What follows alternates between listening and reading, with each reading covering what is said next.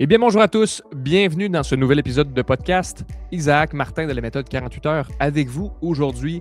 Et je tiens à vous dire bien le bonjour, tous les leaders qui nous écoutez, Patrice et moi, de façon religieuse, chaque dimanche. Chaque dimanche, on est là, on est avec vous. Pourquoi? Parce qu'on a un objectif en tête et c'est de vous donner de la valeur. De la valeur sur reprendre le contrôle de votre quotidien, de la valeur sur être aligné avec ce que vous voulez réellement. Et on vous parle toujours de productivité et leadership. Qu'est-ce que vous pouvez faire ou qu'est-ce que vous pouvez incarner, comment vous pouvez incarner quelque chose qui fait du sens et qui est aligné avec vous. Aujourd'hui, j'aborde l'énoncé de valeur. C'est quoi l'énoncé de valeur? Qu'est-ce que ça mange en hiver? Bien, je vous invite à rester avec moi parce que je vous partage tout ça dans quelques instants. All right! Avant qu'on commence, pour moi, c'est important de faire un rappel. Un rappel de la méthode 48 heures pour tous ceux et celles qui nous écoutaient pour la première fois. La méthode 48 heures, c'est comme un sablier. On a la section du bas, qui est votre section de défense, à travers laquelle on a deux étapes, le simplifier et le prioriser. Et dans la section du haut, on se retrouve avec le système d'attaque. C'est la planification et c'est l'exécution. Qu'est-ce qu'on va planifier, qu'est-ce qu'on veut qu'il se passe, puis après ça, de votre côté, il vous reste évidemment à le mettre en action. Aujourd'hui, quand on parle d'énoncé de valeur, on rattache ça à quoi? Dans le système 48 heures, dans la méthode 48 heures, on rattache ça à l'étape numéro 1, le simplifier. Pourquoi? Parce que c'est ce qui va vous permettre d'avancer dans le moment de doute. C'est ce qui va vous permettre de trancher sur une décision lorsqu'on vit un inconfort. Est-ce que je le fais ou est-ce que je ne le fais pas? Est-ce que je reste dans cette situation-là ou est-ce que je me dirige vers quelque chose qui fait plus de sens pour moi? Alors, évidemment, quand on parle d'énoncé de valeur, on parle d'identité. Pas ce que vous faites. Je ne parle pas de ce que vous faites au quotidien, je ne parle pas de votre titre, que vous soyez avocat, que vous soyez médecin, que vous soyez enseignant. Mettez tout ça de côté, ce n'est pas ça dont je parle aujourd'hui. Je ne parle pas de votre titre, je ne vous parle pas de votre rôle non plus. Je ne parle pas d'être un papa, être une maman, être un conjoint, une conjointe, être un ami. Ce n'est pas ça dont je vous parle. Ce dont je vous parle aujourd'hui, c'est de qui vous êtes fondamentalement, intérieurement, vous avec vous-même.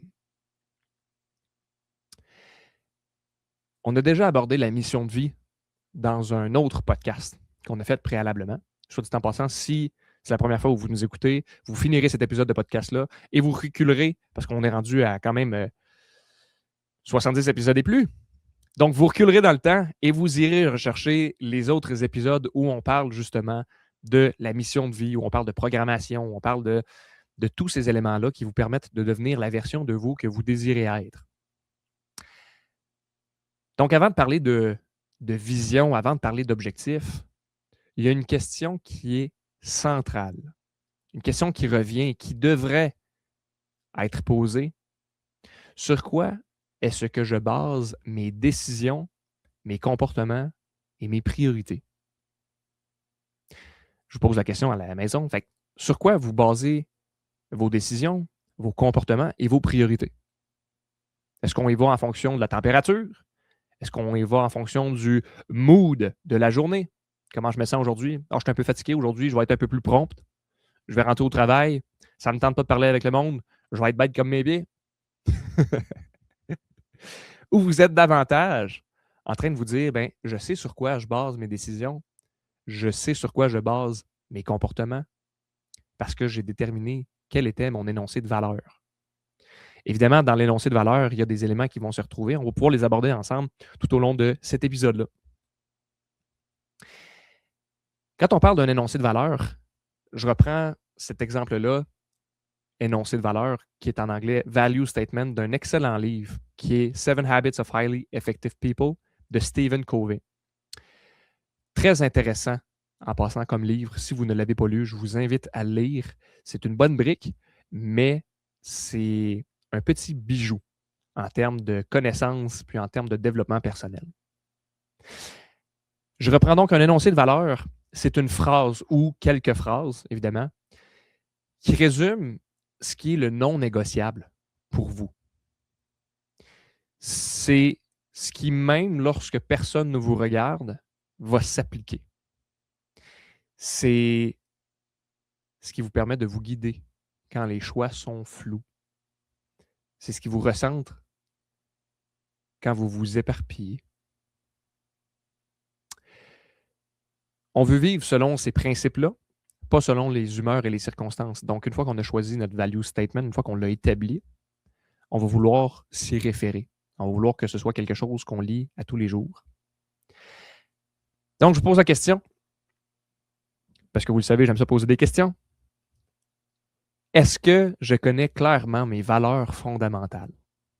Est-ce que j'ai pris le temps de les établir? Est-ce que mes décisions quotidiennes sont alignées avec elles? Est-ce qu'au quotidien, là, ce que je fais, c'est aligné avec mes valeurs? Ou, un peu comme on parlait dans le dernier épisode de podcast sur la programmation, je suis en train d'être dans un endroit qui ne me plaît plus parce que j'ai changé, mais je n'ai pas pris le comportement, je n'ai pas adopté des nouveaux comportements, je suis resté dans le confort, la sécurité, cette sécurité-là d'emploi. Si quelqu'un observait ma vie, quelle valeur dirait-il que je vis réellement? Si j'étais une personne là, de l'extérieur puis je vous regardais agir à tous les jours, qu'est-ce que je dirais de vous? Quelle valeur je pourrais dire, wow, Denis, c'est un gars qui a choisi l'amour. Maryse, c'est une femme qui a choisi la compassion. C'est partie de ses valeurs. Gabriel, c'est quelqu'un qui a choisi la compassion, la générosité, l'entraide.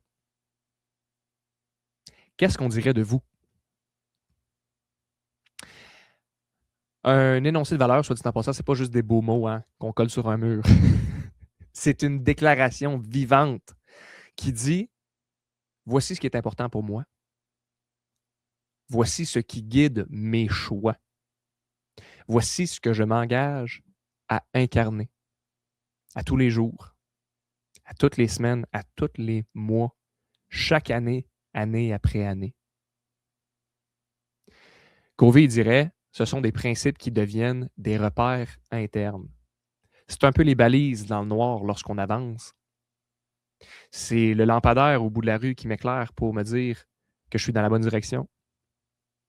C'est ça un énoncé de valeur. Ce n'est pas quelque chose qui est imposé, ce ne sont pas des règles qui sont imposées, ce ne sont pas des attentes sociales, ce n'est pas ce qu'on attend de moi dans la société. Ce sont des fondations personnelles. Mon énoncé de valeur va être différent du vôtre. Votre énoncé de valeur va être différent de vos frères et sœurs, de vos parents, de vos amis, de votre partenaire de vie. Votre énoncé de valeur, et Patrice et moi, on en parle souvent, c'est un peu comme une boussole intérieure. Est-ce qu'actuellement, je suis dans la bonne direction? Quand tu hésites, quand tu doutes, quand tu es sous pression, quand ces situations-là se passent, comment vous agissez? Alors, je vous pose la question à la maison. Je dis à la maison, peut-être qu'actuellement, vous êtes en train de m'écouter, vous êtes dans l'avion, vous êtes en train, vous êtes au boulot, vous êtes en train de prendre votre marche. Je vous salue, soit dit en passant, puis je vous remercie de me permettre de vous avoir comme auditeur. C'est apprécié. Et je le dis avec sincérité. Je vous lève mon verre aujourd'hui. Et quand je parle d'un verre, je parle de mon verre d'eau. Je me mets à l'aise. Je suis de plus en plus à l'aise avec vous, mes leaders. J'aime ça. Donc, quelles sont les valeurs que je dis importantes, mais que je ne vis pas toujours? Si pour moi, je dis que la générosité, c'est important, mais chaque fois qu'on me demande un coup de main, je dis non. Est-ce que c'est vraiment une valeur que j'ai choisie? Est-ce que c'est vraiment une valeur que je l'incarne?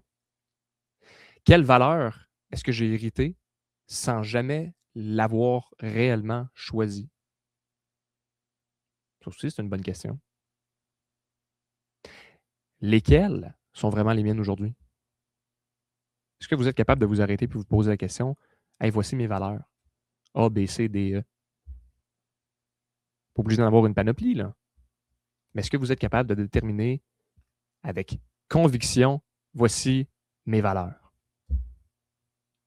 Pourquoi est-ce que c'est important d'avoir un énoncé de valeurs? Plus souvent qu'autrement, quand on n'a pas un énoncé de valeur, on vit souvent en réaction. On est toujours en mode urgence.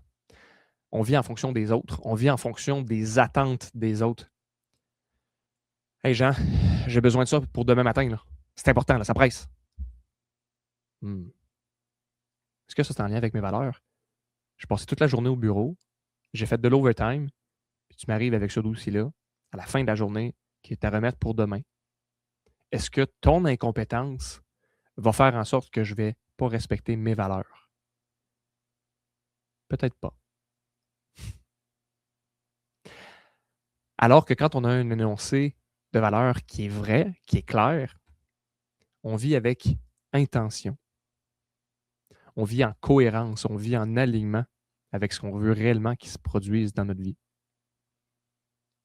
Je reprends les termes parce que ça m'a bien plu.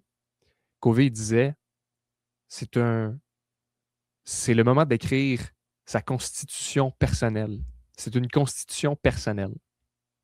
C'est un cadre intérieur qui ne change pas au gré des tempêtes. En fait, peu importe qu'il fasse beau dehors ou pas, peu importe la nuit que j'ai passée, nuit agitée, nuit mouvementée, j'ai mal dormi, je rentre au bureau ce matin, mes valeurs vont quand même reprendre le dessus et c'est avec ça que je vais me guider.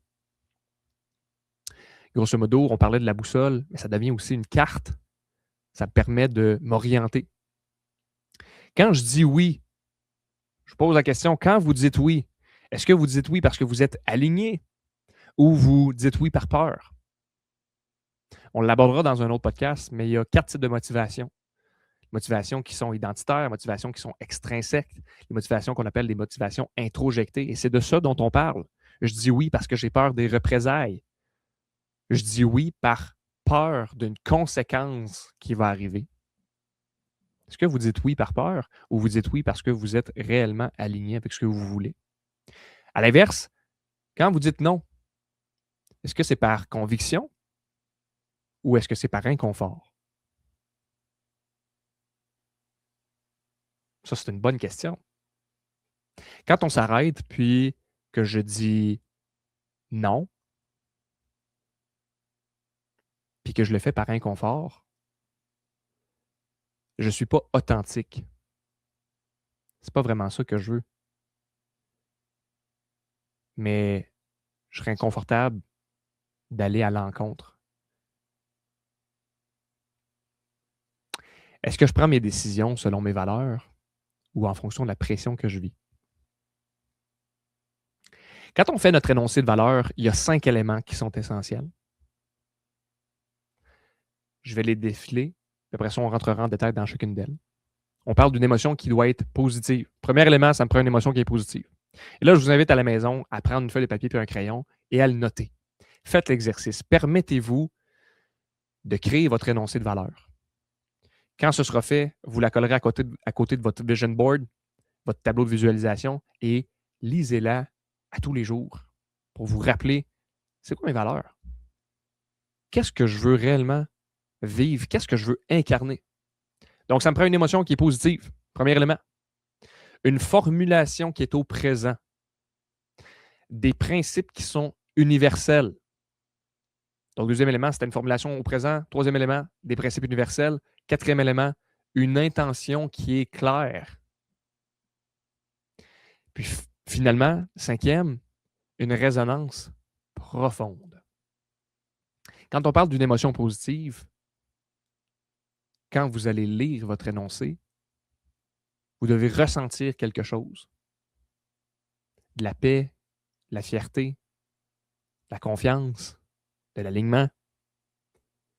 Mais vous devez avoir une émotion positive qui est véhiculée.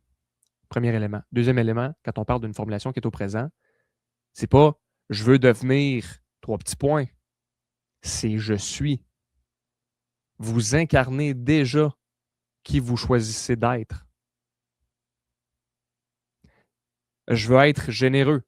Non, je suis généreux. Des principes universels. Honnêteté, respect, contribution, croissance, amour, intégrité, etc.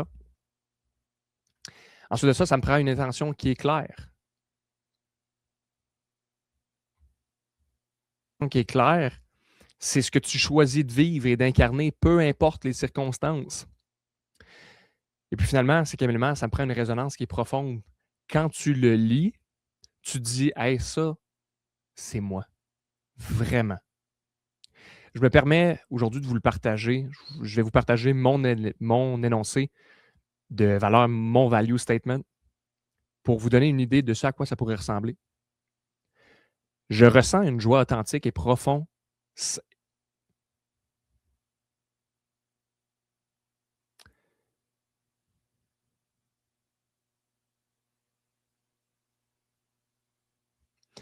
Je ressens une joie authentique et un profond sentiment de sens en inspirant les autres, en créant une atmosphère d'entraide et de dépassement de soi et en agissant chaque jour avec une proactivité bienveillante. C'est au présent, il y a une émotion qui est positive, il y a des principes qui sont universels, il y a une intention qui est claire. Puis quand je lis ça, je me dis, hey, c'est vraiment moi. Je veux vraiment aider les autres à grandir avec de la bienveillance, en favorisant le dépassement de soi, en sortant de notre zone de confort. Donc, quelles émotions est-ce que vous voulez ressentir quand vous pensez à votre vie idéale? Quels principes est-ce que vous êtes prêt à défendre même quand c'est difficile? Qu'est-ce qui, au fond, vous rend fier de vous? Et quand vous allez répondre à cette question-là, rappelez-vous, est-ce que l'énoncé de valeur que je viens de dire correspond à ces réponses-là? Concrètement, comme je vous l'ai partagé, je vous ai partagé la mienne, mais je veux que vous puissiez dire, je suis une personne qui choisit de vivre selon vos valeurs, qui agit avec ces qualités-là, vos qualités, et qui contribue par l'intention que vous avez. C'est pas une phrase parfaite en passant, c'est pas une phrase qui a besoin d'être ultra peaufinée. Ça doit être une phrase qui est vraie. Ça doit être une phrase qui est authentique. Tout à l'heure, je l'ai dit, c'est pas un énoncé de valeur, c'est pas quelque chose qui est fait pour être archivé, c'est quelque chose qui est fait pour être lu et relu. Alors, je vous encourage à le mettre à côté de votre tableau de visualisation, puis de vous permettre de prendre 30 secondes le matin, à chaque matin, à chaque semaine, à chaque moment où vous doutez, à chaque moment où les décisions semblent floues. C'est difficile, vous êtes dans une situation d'inconfort, repensez à votre énoncé de valeur et agissez en conséquence. Je vous pose la question, qu'est-ce qui, dans votre quotidien, est aligné avec votre énoncé de valeur? Une fois qu'il sera établi, évidemment. Qu'est-ce qui ne l'est pas encore? Parce que j'ai encore des comportements qui ne sont pas du tout alignés avec mon énoncé de valeur. Quelle petite action, aujourd'hui, me rapprocherait de mes valeurs?